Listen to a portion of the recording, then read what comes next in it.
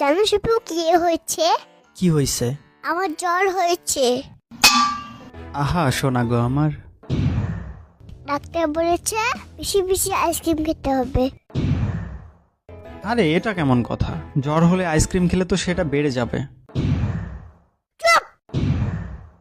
না মানে এটা তো সবাই জানে, আইসক্রিম খেলে জ্বর বেড়ে যায়। ডাক্তার হচ্ছে বেশি বুঝো তুমি আন্দাজে ফাল ছেলে কাটাকার কিছু বুঝে না আর বুঝে না ওটা এখানে পাও ঢুকে দেয় টাকলা বলো এখান থেকে। তুমি জানো না কাঁটা তুলতে হয়।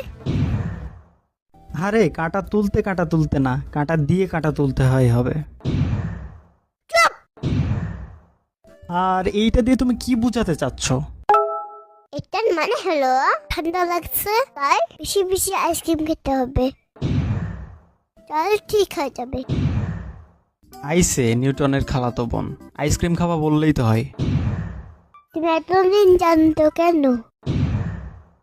আরে নীল জন্ত না, নীল লজ্জ হবে। আর আমি আবার কি করলাম? অসুস্থ মানুষকে দেখতে এসেছো, তারপরে খালি হাতে এসেছো কেন?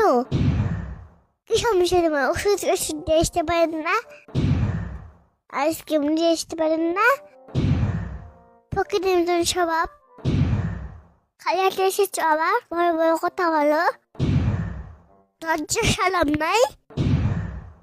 তোমার যদি এতই লজ্জা শরম তাইলে আমার কাছে আইসক্রিম চাইলা কেন? তোমার গাছ খামে মাঠ করে ফেলবো। আরে ওইটা মারার না, মার্ডার হবে। শিবের বাচ্চা শিবু।